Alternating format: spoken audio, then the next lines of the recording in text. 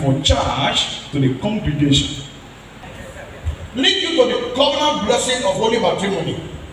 This will be said by yours according to Matthew chapter 19 and verse 4 down. My Bible says these two shall become. Let's look at it. And he answered and said unto them, have you not read that which made them at the beginning, made them male and female? And in verse 5, I said, for this cause, this is the words of Jesus.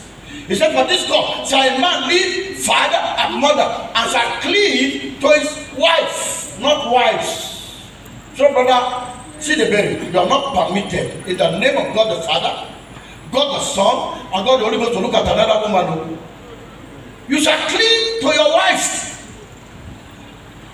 and they twine shall be one flesh. Be your best friend. Let your secret be told each other. Let your secret be known to each other. You have any challenge? Because the devil will rise up like a storm and God will announce to you. Some devils will gather against you. Isaiah chapter 54 and verse 14 and 15. Verse 15 says, because they gather not by me, I will do what? Scatter them. So whatever they are gathering against you right now, as I speak, until the end of this age, they will not succeed. Amen. Proverbs chapter 18 and verse 24. My Bible tells me, friends sticks together. It says a man that has friends must show himself friendly. And there is a friend. Look, there are friends.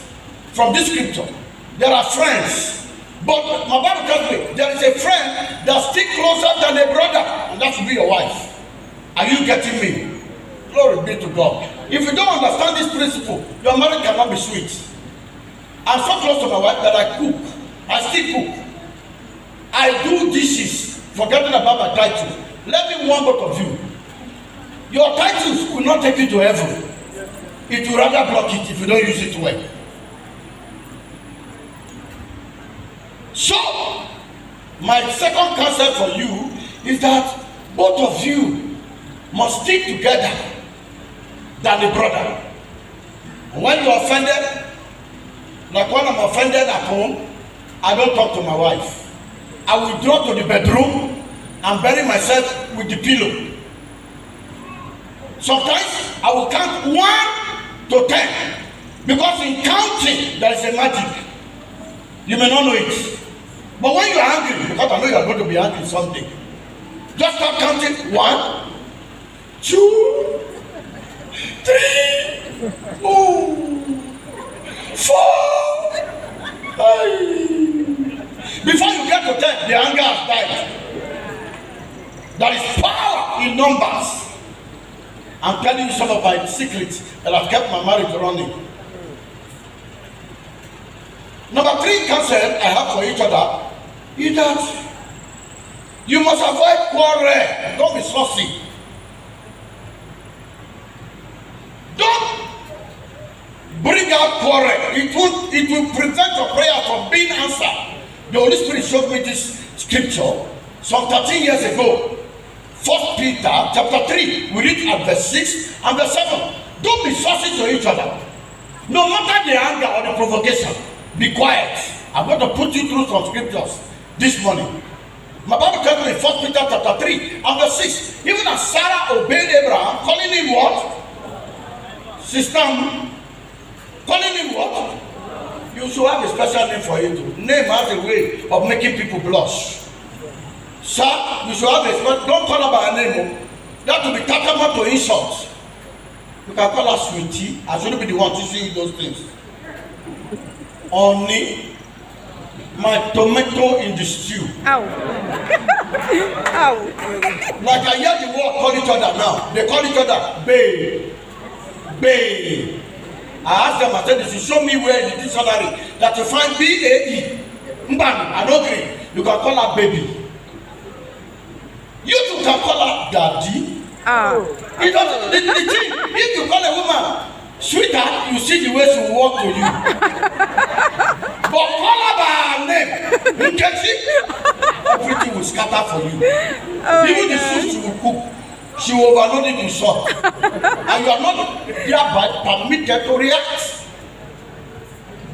Don't allow quarrel. No matter how hard it is, I want to see both of you. I told my wife, I said, as long as Jesus lives, we'll celebrate 75-year anniversary. Amen. And so I want to tell both of you, I'm not talking about your age, that is, you will live so long that at this age of 75 of marriage, you will see your children's children. Amen. You see your children's children. Amen. And you give them inheritance. Amen.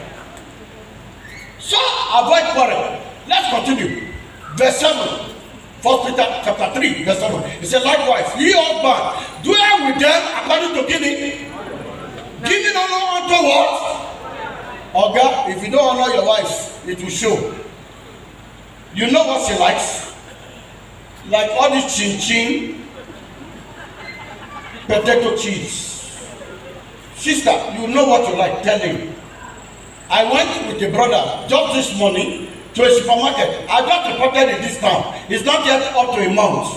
But I'm beginning to know everywhere that some of us don't know. I went, chartered some things, and I sent it home. And because your wife, let me warn you, why you must honor her, is not your helpmate. Okay. Your wife is called, according to Genesis chapter 2, towards the end. She's an helpmate. Don't ever order her around like a child. Honor her. Your child did something, look at the child in the eye. Those days, when visitors come to visit us in our home, and they serve them, and then we play like small children to the food. Towards the table, my father will turn and look at us with that CID eye. And then we begin to retrace our step. We'll be playing, we will disappear. Honor your wife. Don't let the occasion ever make you blame her for the misunderstanding in the house. Number 3, counsel I have for both of you is that you must learn to love each other. I will have finished that scripture, but I'm going to use that. Please leave that scripture. I'm going to come to that. Number 4, learn to love each other. See, I met my wife in the year 2000. Before the end of 2000, I proposed. And she said to me, is that how they propose? Oh. I said, hey, look at me. I was asking myself, does this sister know who I am? I was so proud, but thank God that God has forgiven me my pride. And then by the time she will accept, we got married. At our 15th year in marriage, I asked her, I said, when you saw me, was it love at first sight? She said, no. I was taken aback. You mean you didn't love me from the day you saw me? She said to me, I love the way you serve God. I love the way you go about those things. And I fell in love with that. And that has kept our marriage going sufficiently. Let God's love be in your heart, both of you, and it will go forward. Love each other. Pray for each other. You find an error about each other, pray for each other. Don't go and confront the other person and say, sister, come on. I don't like what you did to me yesterday. Hey, sir, when you do that, you cause trouble. Fresh fire, like oil well of Port Harcourt, burning. It will be burning. But God will keep your marriage going in Jesus' precious name. Amen. The Bible tells me, let's go back to that 1 Corinthians chapter 3 and verse 7. Likewise, ye husband, bear with them according to knowledge, giving honor to your wife as unto weaker sex. 1 Peter, I beg your pardon. As unto weaker sex, and being heirs together. Sir, you are not an heir alone. Now you are married, both of you are heirs together. And then you say, together of the grace of life, that your prayer be not hindered. I know my wife prayed for me. I know.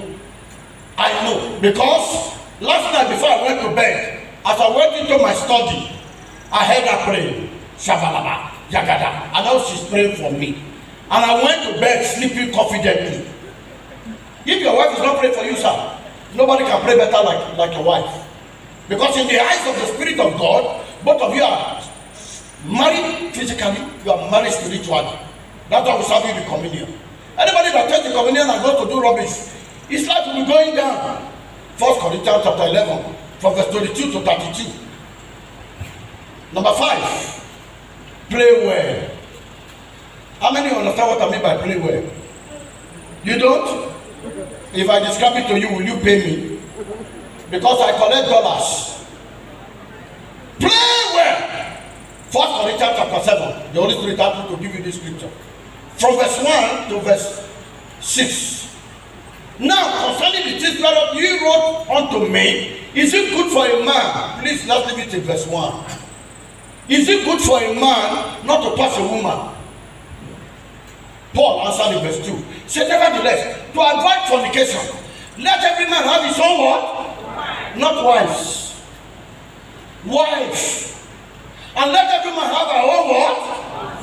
Not husbands. Verse 3. Let the husband render unto the wife due what?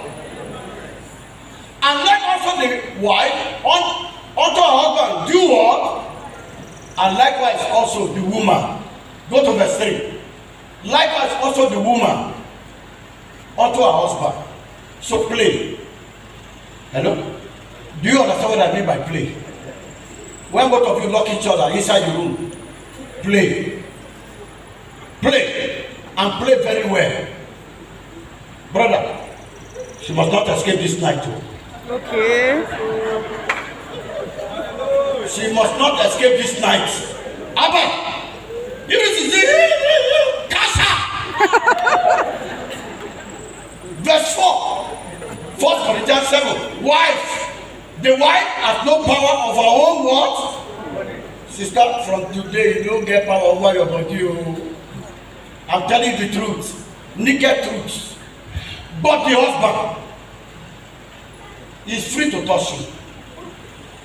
Likewise, also the husband has no power of his own body, but the wife. I'm telling you again, play. You have right to play. Adam went to hide because he committed sin. I hear people use that scripture to deceive themselves, but they played. When Adam hid himself, my Bible tells me in Genesis chapter 24, 25, that Isaac was parted doing sport with his wife. Do you know what sport means? S-P-O-R-T. They were doing sport. So do sport. Play.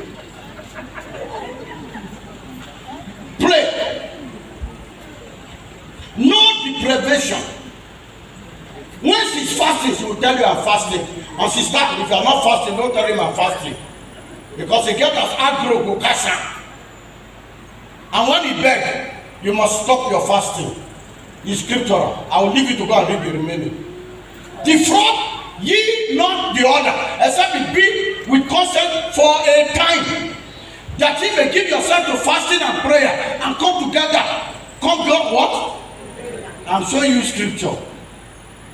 That Satan tempt you not for your inconsistency. Enjoy it. Play.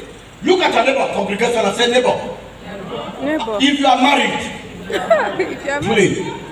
It's scriptural. It's scriptural. It's all right now and forever. Hey. Number 7. Leave your parents alone. No. I want to beg mama and papa, leave them alone. You are enjoying your own marriage, continue to enjoy. Leave them alone. When they come to ask you for counsel, please advise them to go and talk to the Holy Spirit. The Holy Spirit is called the Spirit of Counsel. John 16 from verse 8 to 14. Yes, sir. John 14 from verse 26 to 27. John 15 from verse 26. When they come to meet you, tell them to go and meet the Holy Spirit. Don't cancel them. I'm begging you.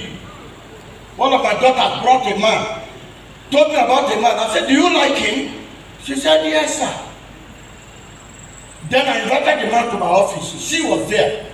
And by the time they came, the kind of quarrel that they quarrel, I've never seen it. I just told the man, I said, well, as you can see, my daughter may not be good for you. And by the time he left, I said to him, but why did you people quarrel like that? I said to her, he said, Daddy, I just realized that I love you from here to this place. But from here down, I don't love you. I love you from here to this place. But from here down, I don't love you. I told her, I said, you have entered into a marital accident forever. How can you love a man this way? Is he on a bank? Is he papi water? Very good. Number 7, be united. So let your unity so make everybody want to copy you. Be united. Psalm 133. As I begin to round up. From verse 1 down to 3. Be united. Be together. Let them see you at the market. Let them see you both at the bank. Except she's pregnant. Because very soon. Very soon. Very soon. Madam, I'll be dedicating your baby here. Amen. Behold, how good and how pleasant is it for brethren to dwell together in unity. Verse 2. I love that. It is like the precious ointment upon the head that ran down from the beard, down to the skirts. Let your togetherness bring you so much unity. There is beauty in togetherness. Only fools doubt that. Number 8, I'll give you 10. I'll be rounding up. Agree on any matter together. Don't hold each other to ransom. Amos chapter 3 and verse 3. My Bible says, can two walk together except they be agreed? John 15, verse 15. He said, ye are no more servants. John chapter 15 and verse 15. But ye are now friends. Henceforth I call you not servant, for servant knoweth not what his Lord doeth. But I call you friends, for all that I have heard of my Father, I will make it known to you. So don't hold anything against each other. Don't. I beg you, don't. Don't keep any secret from each other. In conclusion, your childbearing is both your responsibility. You must train them. My Bible says, train the child, Proverbs 22, against verse 16. Train the child in the way he should go. When he grows up, he will not depart. I remember when I was in primary 3, in 1980, my dad was at the parlor, and I went to him because I need to tell you this truth. I used to take a class of 32 students in Lagos. I was coming number 26. In other words, I was taking 6th position from the back. Then I went to my father and I said to him, Papa, how can I be as intelligent as they say you are? My father said, I would have given you a drug that they used to give to us while we were in Biafra. During the Biafra war. If I give you, you will go mad. But he pointed to the Bible in his bookshelf and said to me, carry that black book, go and read it. And I was groomed that way. Groomed in the way of the Lord. Groomed to fear the Lord. So it's your duty to bring up your children in the fear and the command of the Lord. Isaiah chapter 54 verse 13. The Bible says the Lord will teach them. When a child does wrong, don't spare the rod. My Bible also tells me if you spare the rod, you spoil the child. Everybody rise up on your feet. Congratulations. Everybody join me to say to Mr. and Mrs. Nwachukwu Chidebere, congratulations. Congratulations. In fact, let's say that the French people will say to each other, félicitations. Félicitations. Amen. Amen. Look at them eyeball to eyeball. In fact, if you are behind them, stretch your hand towards them and say, Mr. and Mrs. Nwachukwu. Mr. and Mrs. Nwachukwu. Congratulations. Congratulations. I rejoice with both of them. I was so angry that they came late, but I've forgiven them. Glory be to God. Hallelujah. Tomorrow is your Thanksgiving day. Dress well. Because I'm going to be asking you some questions that will jolt you. I will ask. I'm not afraid of you. Sister, enjoy yourself. One musician sang a song. He didn't have Bible connotation for it, but I have Bible connotation.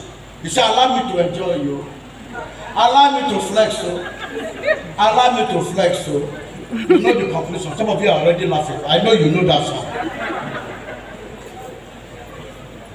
John 10 and verse 10. Jesus Christ said, I've come that he may have life and have it more what? In case you are here, you are not born again. You don't have that abundant life that I'm talking about. The life that you have is the one that you still have. But the one that have abundant life will make heaven. All eyes bow, all eyes closed. I'm not going to ask you to come out. You don't have Jesus as your Lord and Savior. Or you don't